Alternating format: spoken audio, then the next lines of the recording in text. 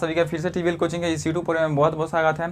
तो दोस्तों आज के इस वीडियो में हम लोग जो है आयतन संबंधित जो फार्मूले हैं उसको देखने वाले हैं। इसके पहले जो है क्षेत्रफल संबंधित जो फार्मूले थे, यानी कि क्षेत्रफल से रिलेटेड जो भी फार्मूले आपके एग्जाम के व्यू से इंपॉर्टेंट होते हैं उसको हम लोगों ने देख चुके थे। यानी कि जो है क्षेत्रफल में आपका वर्ग का क्षेत्रफल, आपका आयत का क्षेत्रफल, ये सारे जो है कॉन्सेप्ट को समझ चुके थे कि क्यों होते हैं, कैसे होते हैं। और आज का ये सेशन जो है आपका आयतन से संबंधित है, यानी कि आयतन से संबंधित जो भी आपके क्वेश्चन बन जाते हैं, जो भी आपके सूत्र होते हैं, उन सभी सूत्रों को इसमें देखने वाले हैं कि क्यों होते हैं और कैसे होते हैं। जो है हम इस पूरे वीडियो में आपको याद करवाने का जो है प्रयास करेंगे, जिस तरह जो है आपको ये सारे सूत्र जो है, ये सारे फार्मूले जो है आपको याद हो जाए। तो हमारा मकसद यही है कि आप किस तरह जो है इस फार्मूले को याद कर लेते हैं, इसको आपको याद करवाना। ओके, तो चलिए दोस्तों शुरू करते हैं। और हाँ दोस्तों, यदि आप हमारे चैनल पर नए हैं तो प्लीज़ चैनल को सब्सक्राइब करके बेल आइकन को ऑन कर लीजिएगा, ताकि आने वाले हर वीडियो का नोटिफिकेशन सबसे पहले आप तक जाएगा और आप आसानी से हमारे हर वीडियो को देख पाइएगा। ओके, तो चलिए शुरू करते हैं और देखते हैं हमारा जो है आज का जो है आयतन से संबंधित पहला जो है टॉपिक वो क्या है। तो आप पहला टॉपिक देख पा रहे होंगे बोर्ड पे, तो आपका बोल रहा है क्या, घनाभ यानी क्यूबिड। क्यूबिड जो है आपका क्या होता है और इसमें क्या क्या होते हैं ये हम लोग जानेंगे। तो जो है क्यूबिड जो होता है ये जो है एक प्रकार का आयताकार ही आकृति होती है, लेकिन इसमें जो है और इसमें यानी घनाभ में और जो है आयत में डिफरेंट यही होता है कि सिर्फ आयत में जो है आपका लंबाई और चौड़ाई होता था, लेकिन इस घनाभ में जो है आपका लंबाई और चौड़ाई के साथ साथ जो है आपका ऊंचाई भी होता है। तो यदि आप इसका डिफिनेशन बनाएंगे तो आप क्या कह सकते हैं कि वो आयताकार आकृति जिसमें लंबाई और चौड़ाई के साथ साथ ऊंचाई भी हो, उसे जो है हम लोग घनाभ कहते हैं। क्या कहते हैं? घनाभ कहते हैं। यानी कि आप इसका फिगर बनाइएगा तो वो आपका यहाँ पे आप बना लेते हैं। चलिए यहाँ पे बना लेते हैं हम लोग। तो इस पे क्या बनाएंगे, वो आयताकार आकृति जिसमें लंबाई और चौड़ाई के साथ साथ आपका क्या होता है, ऊंचाई भी होता है, वो आपका क्या कहला जाएगा, घनाभ कहलाएगा। क्या कहलाएगा दोस्तों? घनाभ कहलाएगा। तो चलिए इसको पहले फिगर को हम लोग पूरा कर लेते हैं। चलिए ये फिगर जो है हम लोगों का पूरा हो गया। ओके, चलिए आप और हाँ दोस्तों, यदि आपको घनाभ का आकृति वगैरह बनाने नहीं आ रहा होगा तो सेम टू सेम यहाँ पे देखिए हम कैसे बनाते हैं। ऐसे आप पहले एक आयत बना लीजिए। चलिए एक आयत हो गया। अब इसके आधे पार्ट से यहाँ से आधे पर से ऐसे एक लाइन खींचिए और फिर एक यहाँ पे आयत जो है आप क्रिएट कर लीजिए, बना लीजिए। उसके बाद है सबको या ऐसे और ऐसे मिला लीजिए। देखिए बन गया। तो इस प्रकार जो है आप आसानी से घनाभ जो है बना सकते हैं। ओके, तो चलिए हम क्या बता रहे थे कि आपका जो है वह आयताकार आकृति जिसमें आपका लंबाई, यानी कि ये आपका जो है लंबाई हो गया, लंबाई के साथ साथ लंबाई और चौड़ाई, ये आपका जो है आपका चौड़ाई हो गया, ये आपका चौड़ाई हो गया। चौड़ाई के साथ साथ आपका जो है ये वाला आपका ऊंचाई भी होता है। यदि आपका ऊंचाई नहीं रहेगा तो वो सिर्फ आपका आयत कहलाएगा। क्या कहलाएगा दोस्तों? आयत कहलाएगा। लेकिन आपका यदि इसमें आयत लंबाई और चौड़ाई के साथ साथ ऊंचाई भी दे दे तो आपका वो आकृति क्या कहला जाएगा, आपका घनाभ कहला जाएगा। ओके, तो चलिए इसमें जो है सूत्र क्या बनते हैं उसको देख लेते हैं। तो सूत्र को देखेंगे तो यहाँ पे आपका बोल रहा है क्या कि घनाभ का आयतन, यानी कि इसका आयतन जो है वो क्या है। तो आयतन का मतलब क्या कि उसमें जो है आप कोई भी मटेरियल वगैरह डालिएगा, रखिएगा, तो वो कितना मटेरियल को जो है अपने में समा लेगा, यानी कि अपने में रख पाएगा। तो वो जो है आपको यहाँ पे बताना है। यानी कि इसमें यदि ये आपका डब्बा हो गया इस प्रकार का, इसी प्रकार का डब्बा होता है ना जी, तो ये आपका डब्बा हो गया। तो इसमें यदि आप पानी वगैरह कुछ भी डालिएगा तो इस पूरे डब्बे को भरने में वो कितना जो है आपका पानी इसमें भर लेगा, वो आपका आयतन कहलाता है। क्या कहलाता है? आयतन कहलाता है। तो वही आपको यहाँ पे बताना है। तो आयतन यानी कि हम लोगों को सिर्फ यहाँ पे सूत्र पढ़ना है, तो इसलिए हम सिर्फ जो है सूत्र को टारगेट करके आपको सूत्र बता देते हैं। ओके, तो घनाभ का आयतन यानी कि आपको जो है आप क्षेत्रफल पढ़ रहे थे, यानी कि आयत का क्षेत्रफल पढ़ रहे थे, तो क्षेत्रफल में क्या हो रहा था आपका, क्षेत्रफल में हम लोग क्या कर लेते थे, लंबाई में चौड़ाई से गुना कर देते थे तो आपका क्षेत्रफल हो जाता था। तो यहाँ पे आप देखिएगा तो ये तो आयत था, लेकिन यहाँ पे यदि आप इस प्रकार देखिएगा तो ये भी एक प्रकार का क्षेत्रफल ही आपको फाइंड आउट करने के लिए बोल रहा है। ओके, तो यहाँ पे जो है आपका लंबाई और चौड़ाई में गुना कीजिएगा तो ये जो है नीचे वाला पार्ट जो है इसी का सिर्फ क्षेत्रफल निकलेगा ना जी दोस्तों। यहाँ पे आपका नीचे वाला जो पार्ट दिख रहा है, ये आयताकार पार्ट, आई होप कि आपको दिख रहा होगा, ये नीचे वाला जो पार्ट है वो आपका आयताकार है और इसी का सिर्फ क्षेत्रफल निकलेगा। कैसे करेंगे, यानी कि लंबाई और चौड़ाई सिर्फ करेंगे तो, लेकिन इसमें लंबाई और चौड़ाई के साथ आपका ऊंचाई से भी गुना कर लेंगे तो ये जो है ये पूरा का तो क्षेत्रफल निकलबे करेगा। उसके बाद जो है ऊंचा जितना है ये पूरा ऐसे कवर जितना किया है वो पूरा का आपका क्षेत्रफल निकल जाएगा, यानी कि आयतन निकल जाएगा। ओके, तो आप क्या लिख सकते हैं घनाभ के आयतन में लंबाई गुना चौड़ाई के साथ साथ आप क्या लिख सकते हैं, ऊंचाई भी लिख लेंगे। ओके, तो इस प्रकार जो है इस घनाभ का आयतन आपका क्या हो जाएगा, L इंटू सॉरी यहाँ पे इक्वल टू का चिन्ह देते हैं, L इंटू बी यानी कि L फॉर लेंथ यानी कि लंबाई और V फॉर बेस यानी चौड़ाई, आपका H फॉर हाइट यानी कि ऊंचाई। तो L into V into H आप घनाभ का आयतन का फॉर्मूला लिख लेंगे। ओके, तो इस तरह आपको ये याद रखना है, यानी कि आपका जो है नीचे वाला पार्ट देखेंगे तो ये अरे यार ये तो आयताकार है, यानी कि आयत का जो है क्षेत्रफल यानी कि लंबाई गुना चौड़ाई को ये रहा है, लेकिन आपका इसमें लंबाई और चौड़ाई के साथ साथ आपका ऊंचाई भी दे रखा हुआ है, इसलिए आप ऊंचाई से यदि मल्टीप्लाई कर दीजिएगा तो जो आएगा वो आपका घनाभ का आयतन निकल जाएगा। तो आई होप आप यहाँ पे समझ पा रहे होंगे। तो यहाँ पे आप सेकेंड जो है टॉपिक पे जाएंगे तो सेकेंड जो है फॉर्मूला पूछ रहा है आपका घनाभ का विकर्ण। तो हम क्या बोलेंगे आपका कि घनाभ का विकर्ण जो है हम लिखेंगे आपको लंबाई का स्क्वायर प्लस चौड़ाई का स्क्वायर और प्लस में आपका ऊंचाई का स्क्वायर। क्या लिखेंगे, ऊंचाई का स्क्वायर। अब बोलिएगा आप ये सर आप लिखेंगे ठीक है, लेकिन काहे लिखिएगा ये भी हमको बता दीजिए। तो देखिए दोस्तों, यदि आप इसका घनाभ का विकर्ण की बात करेंगे तो विकर्ण का मतलब क्या है कि हाई लास्ट वाला जो डिब्बा का कोना है, इस लास्ट वाले डिब्बे के कोने पे हाई पहला वाला जो है सतह का आपका कोने से मिलाएंगे, जो जैसे मिलाएंगे ऐसे ऐसे जो है आप मिलाएंगे, या आप इस तरह समझिए कि यदि आपका ये बॉक्स टाइप का है और इसमें जो है यहाँ इस छोर से इस छोर तक एक जो है रड लगा रहे हैं। क्या लगा रहे हैं, रड लगा रहे हैं। तो वो रड की लंबाई जो है क्या होगी वही आपको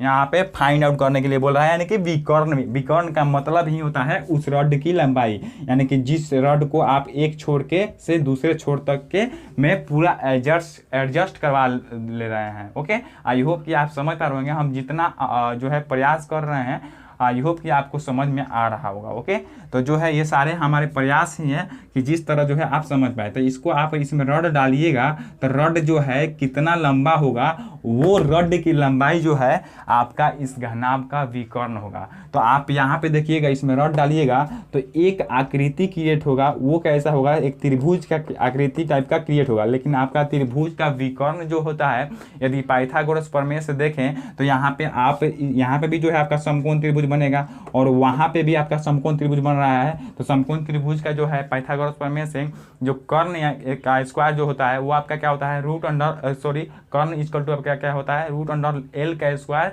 प्लस बी का स्क्वायर, यानी कि लंबाई का स्क्वायर प्लस चौड़ाई का स्क्वायर, लंबाई का स्क्वायर प्लस में आपका आधार का स्क्वायर। ओके, तो यहाँ पे आप देखिएगा तो यहाँ पे आपका ये जो है रॉड जो है आपका एक कर्ण का जो है आपका काम कर रहा है, लेकिन इसमें जो है लंबाई चौड़ाई और ऊंचाई तीनों है, इसलिए आपको सिर्फ लंबाई का स्क्वायर और प्लस चौड़ाई का स्क्वायर लेकर नहीं चलेंगे, लंबाई स्क्वायर प्लस चौड़ाई स्क्वायर प्लस ऊंचाई स्क्वायर तीनों को लेकर चलेंगे, क्योंकि इसमें लंबाई और चौड़ाई के साथ साथ जो है ऊंचाई भी दे रखा हुआ है और ऊंचाई और सिर्फ लंबाई को भी लेकर चलेंगे तो लंबाई और ऊंचाई के साथ जो है आपका चौड़ाई भी दे रखा हुआ है। तो आई होप आप समझ पा रहे होंगे। आप इस रड को देखिएगा तो रड जो है एक प्रकार का ऐसा ठोस आकृति क्रिएट करेगा और ठोस आकृति में जो है आपका लंबाई जो है बढ़ जाएगा, यानी कि लंबाई और चौड़ाई और ऊंचाई के तीनों के होल स्क्वायर पर रूट डाल दीजिएगा, वो आपका विकर्ण हो जाएगा। तो आई होप आप इसको समझ गए होंगे। तो इस तरह जो है आपको यहाँ पे इसका विकर्ण का फॉर्मूला याद रखना है। ओके, चलिए तो अगले स्टेप को देखते हैं। तो अगला जो है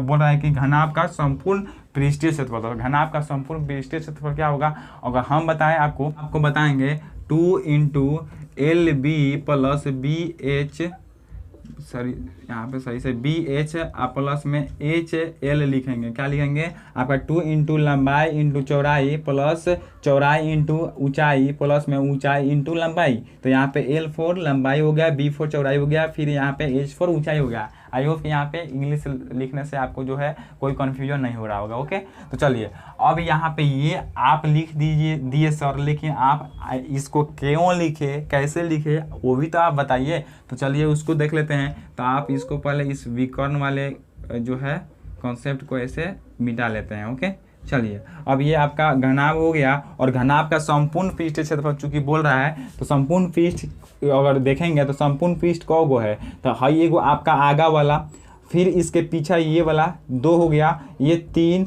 और ये 4 और ये नीचा वाला एगो है 5, एगो ऊपर वाला है 6, यानी कि 6 गो पृष्ठ है। कितना है?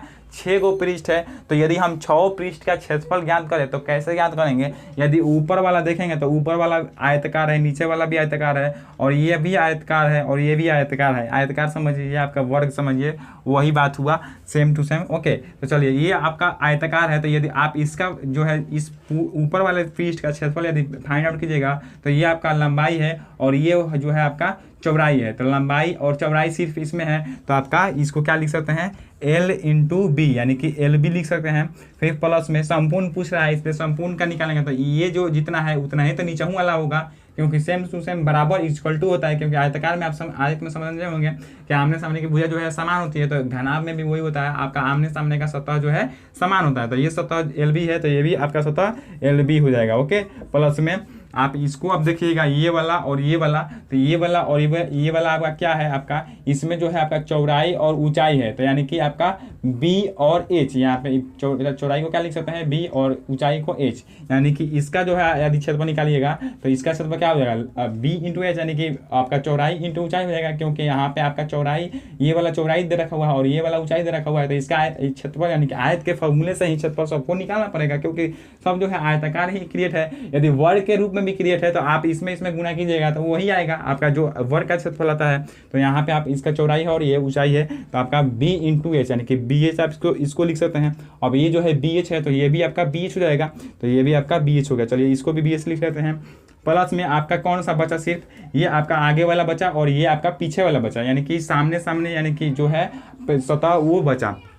तो सामने वाला का निकालिएगा तो यहाँ पे सामने वाला का ये जो है आपका लंबाई है और ये जो है आपका क्या है? ये वाला आपका ऊंचाई है, तो इसका जो है निकल करके आएगा L इंटू में आपका ऊंचाई H है, तो H, यानी कि ये वाला जो है आपका LH आया, तो पीछे वाला जो है आपका क्या आएगा? LH आएगा। ओके, तो यहाँ पे हो गया। अब 6 पृष्ठ का हो गया, 1 2 3 4 5 6 पृष्ठ का हो गया, तो 6 पृष्ठ का लिख देंगे दिए। अब देखिएगा तो यहाँ पे LB और LB क्या हो जाएगा? 2LB हो जाएगा। ओके, और प्लस में आपका फिर BH और BH, यानी कि फिर यहाँ पे भी 2BH हो जाएगा, और प्लस में आपका यहाँ पे LH और LH, यानी कि यहाँ पे भी आपका 2LH हो जाएगा। ओके, अब यहाँ से यदि आप कॉमन निकालिएगा तो कॉमन क्या निकाल सकते हैं? यहाँ पे 2 कॉमन निकालिएगा तो यहाँ पे बचेगा क्या? LB, और प्लस में यहाँ पे बचेगा BH, और प्लस में यहाँ पे बचेगा LH। ओके, यही सिर्फ बच गया, और यही जो है आपसे पूछ रहा था, तो यही तो हम लोग लिखे हैं यहाँ पे 2 into LB plus BH plus HL। I hope आप यहाँ पे HL लिखिए या फिर LH लिखिए, बात एक ही होगा। ओके, तो यहाँ पे आपको कंफ्यूजन नहीं होना चाहिए। ओके, चलिए तो यहाँ पे आपका घनाभ जो है, घनाभ से रिलेटेड आप सभी फैक्ट और सभी सूत्र को देख लिए। घनाभ जो है, घनाभ में यही 3 गो महत्वपूर्ण जो है सूत्र बनते हैं, इसके बाद जो है कोई सा सूत्र नहीं बनता है। यदि इसके बाद भी कोई यदि सूत्र वगैरह बनता है तो कमेंट बॉक्स में हमको जरूर बोलिएगा, हम जो है उस पर गौर करेंगे। ओके, कि आखिर हमसे कैसे वो सूत्र जो है छूट गया। ओके, तो यहाँ पे घनाभ में आयतन ही होता है, आयतन होता है, विकर्ण होता है और संपूर्ण पृष्ठ क्षेत्रफल होता है, बाकी कुछ नहीं होता है। ओके, और यदि आप घनाभ की बात करें तो घनाभ में 6 गो सतह होता है, ये भी आप मालूम कर चुके हैं। तो आई होप कि आपको ये घनाभ से रिलेटेड अब कोई कंफ्यूजन नहीं होगा। तो चलिए अगले स्टेप में बढ़ते हैं और अब देख लेते हैं घन के बारे में पढ़ते हैं कि घन जो है आखिर होता क्या है। तो चलिए इसको पहले हम लोग मिटा लेते हैं। तो दोस्तों घनाभ को देखने के बाद हम लोग जो है घन को देखते हैं कि घन जो है आपका आखिर होता क्या है। तो घन जो है आपको दिख रहा होगा यहाँ पे, घन हमने लिखा है घन, तो घन आखिर होता क्या है उसको पहले हम लोग देख लेते हैं। तो घन जो है एक प्रकार का वर्गाकार आकृति होता है, यानी कि घन एक प्रकार का वर्गाकार आकृति होती है, जिसमें जो है आपके यदि आपका लंबाई A रहेगा तो चौड़ाई भी A रहेगा, और उसमें भी ऊंचाई, इसमें भी ऊंचाई रहेगा, लेकिन ऊंचाई भी आपका क्या रहेगा? A रहेगा। यानी कि जो है तीनों जो है लंबाई, चौड़ाई और ऊंचाई, तीनों का जो मान है वो सेम होगा, यानी कि समान होगा, बराबर होगा। तो यहाँ पे आप यदि इस घन का यदि फिगर क्रिएट कीजिएगा तो फिगर आपका क्या बनेगा? आप ऐसे बनाइएगा तो ये जो है आपका एक वर्गाकार जो है आकृति होती है, यानी कि जो इसमें फलक होते हैं, जो सतह होते हैं, वो सभी सतह क्या होते हैं? वर्गाकार आकृति के होते हैं। तो ये आपका एक सतह हो गया, ये आपका एक सतह हो गया, ऐसे जो है आपको बनाना है। आई होप कि आप देख पा रहे होंगे कि कैसे जो है आपका घन बन रहा है। तो घन जो है आपका इस तरह बन कर के तैयार हो गया, यानी कि जो इसका सतह होते हैं, इसकी सतह की भी संख्या जो होती है आपके 6 ही होती है, यानी कि इसमें भी 6 ही सतह होते हैं, जिस प्रकार घनाभ में 6 सतह होते थे। ओके, लेकिन घनाभ और घन में अंतर यही है कि घनाभ में जो है आमने सामने की भुजाएं, यानी कि आमने सामने की सतह जो है बराबर होती थी, लेकिन इसमें जो है वो क्या होता है, आपकी सारी सतह जो है एक दूसरे के बराबर होते हैं। क्या होते हैं, सारे सतह एक दूसरे के बराबर होते हैं, यानी कि इसमें जो आपका लंबाई होता है वो आपका यदि a रहेगा तो आपका ये चौड़ाई हो गया, तो ये चौड़ाई भी आपका a ही रहेगा, और ये आपका ऊंचाई हो गया तो ऊंचाई भी आपका a ही रहेगा। तो आई होप आप यहाँ पे समझ पा रहे होंगे, यानी कि इसमें भी आपका लंबाई चौड़ाई और ऊंचाई होता है, लेकिन लंबाई चौड़ाई और ऊंचाई तीनों का मान जो है एक दूसरे के बिल्कुल बराबर होता है। ओके, तो जब बराबर होगा तीनों का मान तो समझ जाइएगा कि वो जो आपका आकृति बन रही है वो आपका वर्ग है। क्या है, वर्ग है। तो यदि आप वर्ग को यहाँ पे समझ गए होंगे कि आखिर वर्ग होता क्या है, तो इसके फॉर्मूले की बात करें तो first of all first formula जो निकल कर आता है वो आपका आता है कि घन का आयतन। तो घन का आयतन आखिर होता क्या है उसको हम लोग देख लेते हैं। तो घन का आयतन की बात करें तो आप यदि वर्ग की आयतन या आप वर्ग का क्षेत्रफल बोल सकते हैं, वर्ग का क्षेत्रफल यदि आप बोलिएगा तो वर्ग का क्षेत्रफल क्या होता है, भुजा स्क्वायर, यानी कि आपका भुजा a है तो आपका इसका स्क्वायर यानी कि आपका a का स्क्वायर हो जाता है। लेकिन इसमें भुजा जो है सिर्फ नहीं दे रखा हुआ है, लंबाई चौड़ाई और ऊंचाई तीनों दे रखा हुआ है। तो इसमें जो है आयतन सेम टू सेम घनाभ के आयतन के तरह ही हम लिखेंगे। यदि तो घनाभ के आयतन की तरह आपका लंबाई गुने चौड़ाई और गुना ऊंचाई लिखेंगे। और कैसे क्यों लिखेंगे आप समझ पा रहे होंगे, वहाँ पे हम लोगों ने आपको समझाया था कि आपका जो है लंबाई गुने चौड़ाई गुने ऊंचाई क्यों होता है, क्योंकि इसमें जो सतह होते हैं आपके लंबाई और चौड़ाई के साथ साथ ऊंचाई भी होता है। तो इसलिए आपका इसका आयतन क्या हो जाएगा, लंबाई गुने चौड़ाई गुने ऊंचाई। तो लंबाई का मान आपको यहाँ पे दे रखा हुआ है, क्या ए दे रखा हुआ है, और चौड़ाई का भी मान आपको दे रखा हुआ है ए,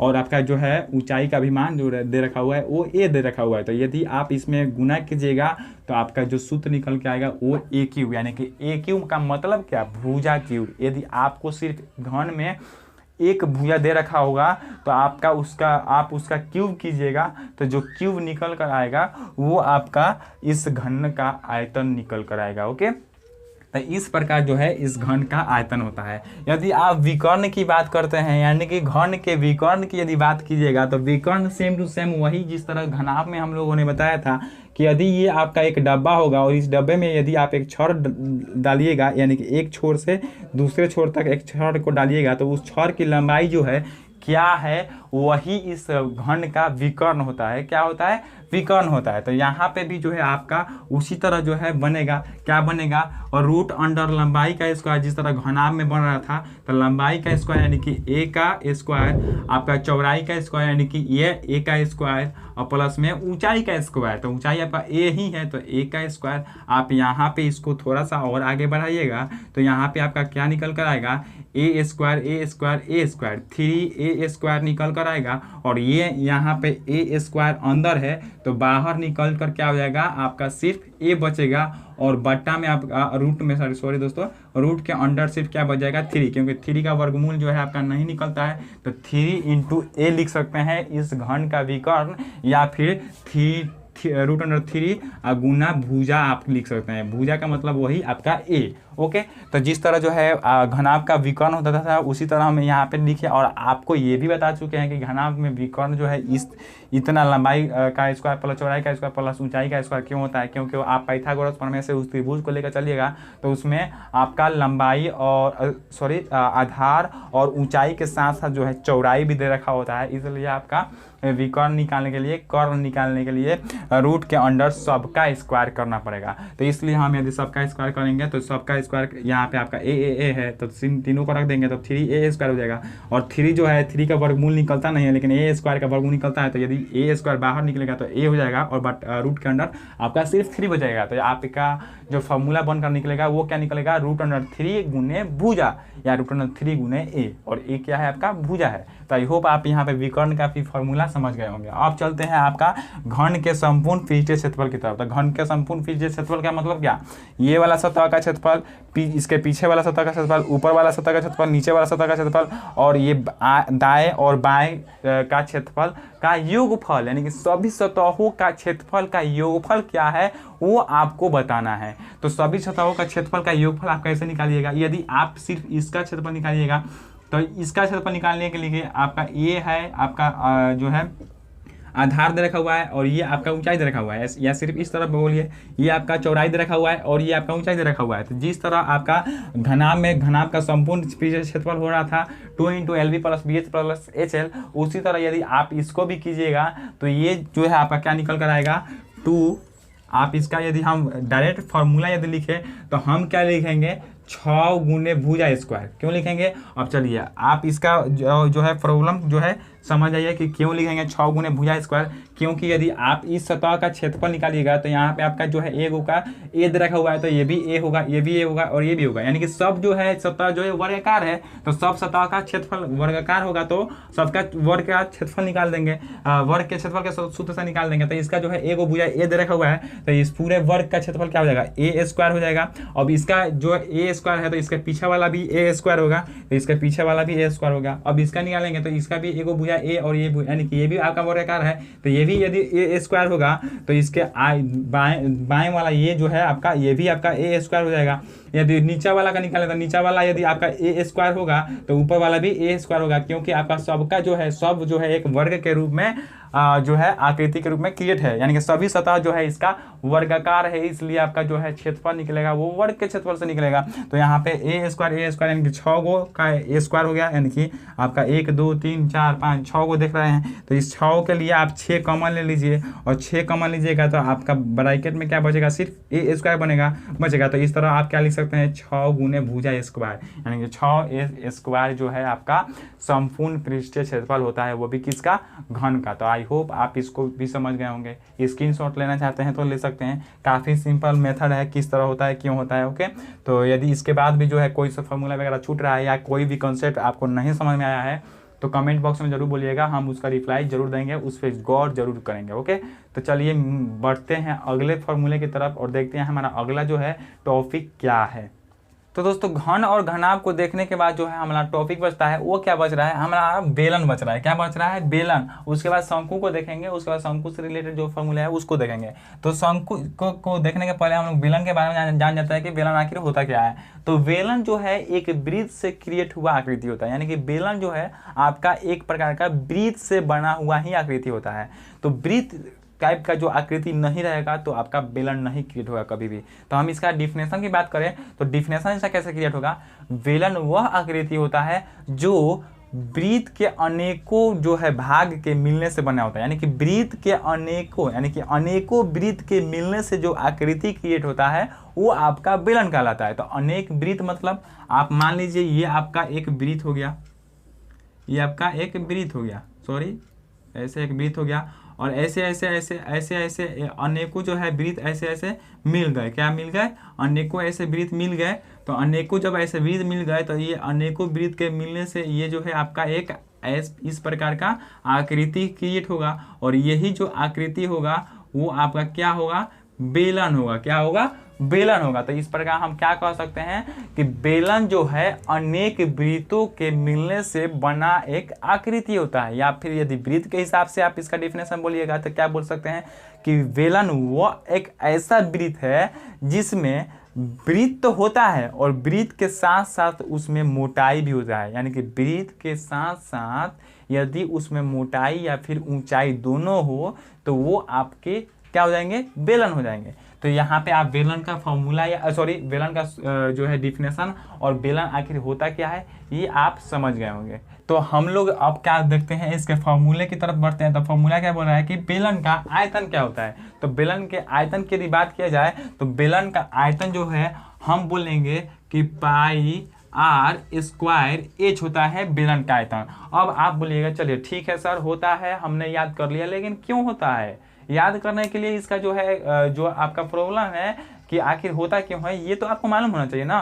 तो होता इसलिए है क्योंकि ये जो है आपके अनेकों वृत्त के मिलने से होता है, बनता है। और आयतन का मतलब क्या, कि इसमें कितना जो है आपका वस्तु या फिर मटेरियल जो है आपका द्रव वगैरह कुछ भी कितना समा जा रहा है। यदि आप इस मार्कर को सिर्फ लेके चलिएगा तो इस मार्कर जो है आप यहाँ पे देखिएगा, ये व्हाइट वाले हिस्सा के ऊपर वाला पार्ट जो है आपका बेलनाकार का है। क्या है, बेलनाकार आकृति के है। और इसमें जो है कितना इंक भर रहा है वही जो है इस आकृति का, इस बेलन का आयतन हुआ। तो इसमें कितना मटेरियल अटेगा वो आपका आयतन हुआ। तो आयतन वही होता है। तो आयतन का फॉर्मूला हमने क्या बोला, पाई आर स्क्वायर एच बोला। तो आप यदि यहाँ पे देखिएगा तो क्यों होता है कि, तो क्यों का मतलब कि आप यदि सिर्फ इस वृत्त का क्षेत्रफल की बात कीजिएगा, सॉरी दोस्तों, तो पाई आर स्क्वायर होगा। सिर्फ इस वृत्त के क्षेत्रफल की बात होगा तो पाई आर स्क्वायर होगा। और इस पाई आर स्क्वायर के साथ साथ जो है ये मोटाई है, या फिर इसको मान लेते हैं क्या, ऊंचाई मान लेते हैं, क्या मान लेते हैं, ऊंचाई, और इसको आर, और फिर ऊपर भी तो एक वृत्त बना हुआ है ना, तो ऊपर वाला भी आर हो गया। तो यहाँ पे इस वृत्त का क्षेत्रफल तो सिर्फ आपका पाई आर स्क्वायर हो गया, लेकिन ये इस सिर्फ वृत्त का क्षेत्रफल हुआ, लेकिन इसके साथ जो है अनेकों वृत्त मिले हैं। कहाँ तक मिले हैं, एच तक मिले हैं। तो इसमें यदि एच से गुना कर दीजिएगा तो है पूरा जो है इसमें मटेरियल कितना आता है, कितना वृत्त है, उसका जो है क्षेत्रफल हो गया, वो बेलन का आयतन हो गया। ओके, तो आई होप आप इस बेलन का आयतन को समझ गए होंगे। यानी कि ये सिर्फ आपका इस पृष्ठ का क्षेत्रफल आपका पाई आर स्क्वायर हो गया। तो ये पृष्ठ बढ़ते गया है, कहाँ तक बढ़ा है, आपका एच तक बढ़ा है, तो एच से गुना कीजिएगा, वो आपका बेलन का आयतन हो गया। तो आई होप आप यहाँ पे आपका जो है कोई प्रॉब्लम अब नहीं क्रिएट हो रहा होगा। यदि बात करें वक्र पृष्ठीय क्षेत्रफल की, यानी कि बेलन का वक्र पृष्ठीय क्षेत्रफल आखिर होता क्या है, इसकी बात करें तो वक्र पृष्ठीय क्षेत्रफल वाले हम लोग समझ लेते हैं कि वक्र पृष्ठीय क्षेत्रफल आखिर होता क्या है।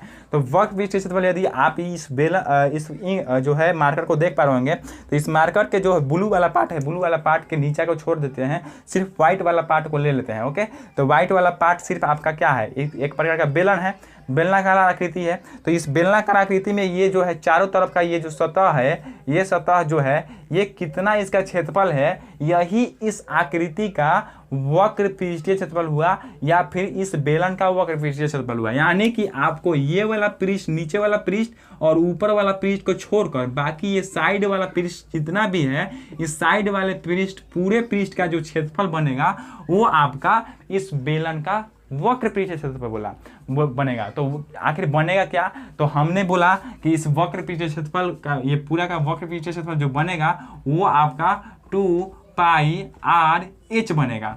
अब आपने बोला कि जी सर ठीक है 2 पाई आर एच बना, हमने याद कर लिया, लेकिन आखिर क्यों बना ये थोड़ा सा हमको बता दीजिए। तो हम बता रहे हैं क्या क्यों बना। 2 पाई आर यदि बात किया जाए तो ये सिर्फ ये वाला वृत्त जो है, इसका यदि परिधि की बात करें तो ये परिधि का जो है आपका फॉर्मूला क्या होगा, इसका 2 पाई आर होगा। क्या होगा, 2 पाई आर होगा। लेकिन आपका इस वृत्त के परिधि के साथ साथ जो है ये पूरा कहाँ तक बढ़ा है, ऊंचाई यानी कि एच तक बढ़ा है। तो इसमें एच से गुना कर लीजिएगा तो है परिधि, और परिधि में यदि एच से गुना हो जाएगा तो ये आपका इस पृष्ठ का क्षेत्रफल निकलेगा। तो इस पृष्ठ का क्षेत्रफल आपका क्या हो जाएगा, 2 पाई आर एच हो जाएगा। यानी कि यहाँ का ये जो परिधि है, यानी कि चारों तरफ की दूरी क्या है, 2 पाई आर है। तो इस पूरे दूरी में इसकी मोटाई से या फिर इसकी ऊंचाई से गुना कर देंगे तो ये पूरा जो है इसका क्षेत्रफल नहीं निकल जाएगा। आई होप कि आप समझ पा रहे होंगे। तो यहाँ पे आपका 2 पाई आर एच जो है इसका वक्र पृष्ठीय क्षेत्रफल होगा। अब अगले पॉइंट की तरफ बढ़ेंगे तो अगला पॉइंट बोल रहा है क्या, कि बेलन का संपूर्ण पृष्ठीय क्षेत्रफल आता है। तो संपूर्ण पृष्ठीय क्षेत्रफल का मतलब क्या होता है ये अब आप हमसे समझिए। तो संपूर्ण पृष्ठीय क्षेत्रफल इस जो है आप मार्कर को देख पा रहे होंगे, तो ये जो है आपका ये ब्लू वाला पार्ट को छोड़कर बाकी ये सब आपका बेलनाकार है। ओके, बेलनाकार समझ जाइए। तो ये बेलनाकार आकृति में है जो है साइड वाला जो है पूरा जो है सतह है, इसका क्षेत्रफल, और प्लस में ऊपर वाला जो है ये वाला सतह है, ये वाला आपका सतह दिख रहा है, इसका क्षेत्रफल, और ये नीचे वाला जो है ये भी आप इसको वृत्ताकार ही समझिए। तो ये भी जो है आपका इसका क्षेत्रफल, इन तीनों का क्षेत्रफल को यदि जोड़ लेंगे तो जो आपका निकल कर आएगा वो आपका संपूर्ण पृष्ठीय क्षेत्रफल निकल कर आएगा, वो भी किसका, बेलन का। तो यदि बेलन का संपूर्ण पृष्ठीय क्षेत्रफल की बात करें तो हाई हमने क्या बोला कि इसका पूरा का क्षेत्रफल और प्लस में हाई नीचे वाला के भी क्षेत्रफल और प्लस में ऊपर वाला के भी क्षेत्रफल। तो हाई पूरा क्षेत्रफल कितना आपका निकल कर आया है, 2 पाई आर एच। क्या निकल कर आया है, 2 पाई आर एच। ओके, निकल कर आया है। और प्लस में आपका नीचे वाला का क्षेत्रफल क्या हो जाएगा आपका पाई आर स्क्वायर क्यों होगा, क्योंकि ये आपका जो है किस प्रकार का एक प्रकार का आकृति बन रहा है। ये जो आकृति बन रहा है आपका वृत्ताकार बन रहा है और इसका क्षेत्रफल निकालना है, यानी कि वृत्त का क्षेत्रफल निकालना है तो पाई आर स्क्वायर हो जाएगा। और फिर ये जो है आपका पाई आर स्क्वायर है तो ये ऊपर वाला भी तो पाई आर स्क्वायर होगा ना, तो ये भी आपका ऊपर वाला पाई आर स्क्वायर हो गया। ओके, अब यहाँ पे आप देखेंगे तो यहाँ पे 2 पाई आर एच हो गया और प्लस में आपका पाई आर स्क्वायर क्या हो जाएगा 2 पाई आर स्क्वायर हो जाएगा। यहाँ से आपका 2 और पाई और आर कॉमन ले लेंगे तो आपका क्या हो जाएगा, यहाँ पे दिख रहा होगा ना, जी हाँ दोस्तों, 2 पाई आर यदि कॉमन लीजिएगा तो यहाँ पे आपका सिर्फ इसमें क्या बचेगा, एच बचेगा और इसमें क्या बचेगा, आर स्क्वायर है तो सिर्फ इस यहाँ पे आपका आर बचेगा। यानी कि आपका जो फॉर्मूला निकल कर आएगा वो आपका 2 pi R into H plus R बोलिए या फिर आर प्लस एच बोलिए, जो कि जो है इस जो है बेलन का संपूर्ण पृष्ठीय क्षेत्रफल होगा। तो आई होप आपको को ये भी संपूर्ण पृष्ठीय क्षेत्रफल समझ में आ गया होगा। इसके बाद जो है कोई भी कन्फ्यूजन नहीं होगा। यदि इसके बाद भी कोई कन्फ्यूजन है और ये जो है इस बेलन के क्षेत्रफल में कोई भी और जो है क्षेत्रफल वगैरह छूटा हुआ है हमसे तो कमेंट बॉक्स में जरूर बोलिएगा, उस पर जो है हम गौर करेंगे और उस पर जो है नेक्स्ट सेशन में जो है उस सूत्र को बता देंगे। यहाँ तक हम जहाँ तक हमको मालूम है इसमें जो है इसके बाद जो है कोई क्षेत्रफल वगैरह नहीं छूटा है। ओके, तो यहाँ पे इतना ही जो है बेलन का क्षेत्रफल होता है, आयतन होता है, वक्र पृष्ठीय क्षेत्रफल होता है, उसके बाद संपूर्ण पृष्ठीय क्षेत्रफल होता है। तो इसको आप याद कर लीजिएगा ताकि आपको एग्जाम में जो है इससे रिलेटेड कोई भी मैथ के क्वेश्चन आ जाए या फिर मेंसुरेशन में जो है कोई भी क्वेश्चन आ जाए तो आपसे छूटे ना और आपको बनाने में भी कोई भी दिक्कत ना आए। तो आई होप आपको ये पूरा सेशन अच्छा लगा होगा। ये आपका सिर्फ आयतन का जो है पार्ट, आयतन संबंधित क्वेश्चन सूत्र जो है इसका पार्ट 1 है। इसके बाद जो है एक और पार्ट आएगा जिसमें हम लोग शंकु और शंकु के छिन्नक के बारे में जो है जानेंगे। तो आई होप आपको ये पूरा सेशन अच्छा लगा होगा। तो हाँ दोस्तों, यदि अच्छा लगा होगा तो लाइक कर दीजिएगा, चैनल पर नए हैं तो सब्सक्राइब करके बेल आइकन को ऑन कर लीजिएगा। और हाँ दोस्तों, यदि आपको हमारे प्रति अधिक प्यार जगे तो प्लीज़ अपने दोस्तों में शेयर कर लीजिएगा और अपने दोस्तों को भी बताइएगा कि हाँ एक ITI एंट्रेंस एग्जाम की तैयारी कराने वाला जो है एक यूट्यूब चैनल है, उसको सब्सक्राइब करो और उसको देखो, उससे काफ़ी जो है आपको लाभ हो रहा है, लाभ मिलेगा। तो आप देख पा रहे होंगे जो हम जितना मेहनत कर रहे हैं उतना यदि आप मेहनत कर रहे हैं तो आई होप आप सक्सेस होइएगा और 2020 एंट्रेंस एग्जाम में अच्छा ट्रेड जो है आपसे जो है कभी कतई नहीं छूटेगा और आपका जो है एग्जाम जो है एडमिशन अच्छे ट्रेड में जरूर होगा। तो चलिए मिलते हैं अगले वीडियो में, तब तक के लिए स्वस्थ रहिए, मस्त रहिए, घर पे ही रहिए। कोरोना की इस महामारी में घर पर ही पढ़ाई कीजिए और किसी से जो है आप जो है मिलिए भी तो नमस्ते। ओके, तो चलिए मिलते हैं अगले वीडियो में, तब तक के लिए जय हिंद।